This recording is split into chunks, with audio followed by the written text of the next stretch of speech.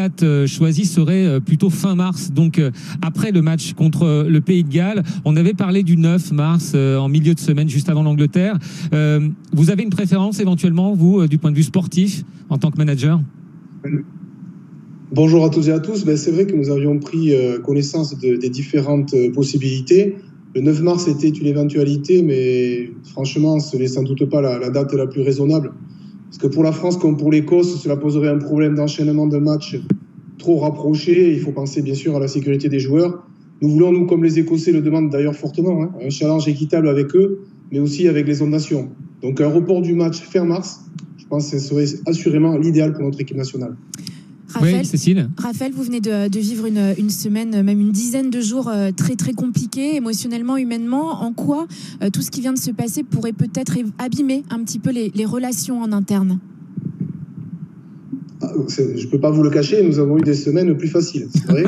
Ces derniers jours étaient mouvementés, mais nous sommes passés en fait de l'espoir dans notre préparation à l'immense déception d'un report. C'était vraiment dur d'annoncer aux joueurs que le match serait reporté parce que nous montions en puissance et vous avez peut-être pu le constater à travers les images jusqu'à dimanche. Et j'espère simplement que nous pourront sortir plus fort encore de cette épreuve avec l'ensemble du groupe France. Vincent, vous avez une question pour Raphaël, oui. Oui, Raphaël. Est-ce que ça remet en question vos méthodes de travail, à savoir travailler en opposition notamment avec des gens qui viennent de l'extérieur, des moins de 20, des joueurs de rugby à 7 ? Est-ce que ça multiplie pas les risques ? Et sur les 3 derniers matchs, est-ce qu'il ne faudra pas juste travailler entre vous et éviter ces allers-retours qui mettre plutôt en danger l'équipe plutôt que rester entre vous, même si c'est des entraînements à haute intensité, les faire peut-être à 15 contre 15, ce qui n'est pas l'idéal, mais peut-être plus prudent sur la fin du tournoi.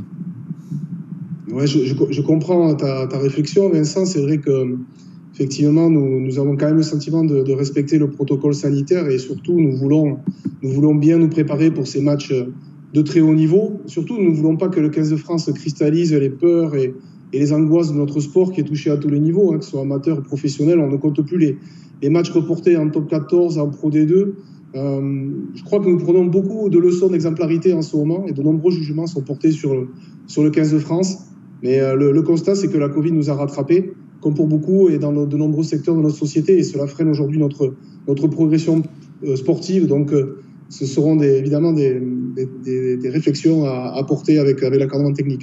Qui va bien, je vous donne quelques nouvelles quand même, parce que je pense que par les temps qui courent, c'est pas mal aussi de ne pas oublier de se préoccuper de la santé des uns et des autres. Donc le staff touché par la Covid va bien récupérer, nous allons les retrouver motivés comme jamais. Et les joueurs, eux, sont également rentrés chez eux. Ils attendent leur test RT-PCR de jeudi prochain pour être requalifiés et revenir dans le circuit. Je vous donne quelques nouvelles quand même de nos hommes. Merci Raphaël, effectivement, vous avez raison de nous en donner des nouvelles parce qu'on en a peu parlé de la santé purement des joueurs et des gens du staff qui étaient touchés. Merci beaucoup, on a hâte de vous retrouver évidemment ici même au Stade de France pour la suite de ce tournoi destination. Prochaine étape, de toute façon, ce sera l'Angleterre, un gros morceau avec un gros enchaînement, 3 matchs qui risquent de s'enchaîner pour vous. L'Angleterre, le Pays de Galles et puis l'Écosse. Et on le répète, vous étiez leader de ce tournoi destination. Vous êtes invaincu et on croise les doigts pour que ça reste ainsi. Merci en tout cas d'avoir répondu à notre invitation.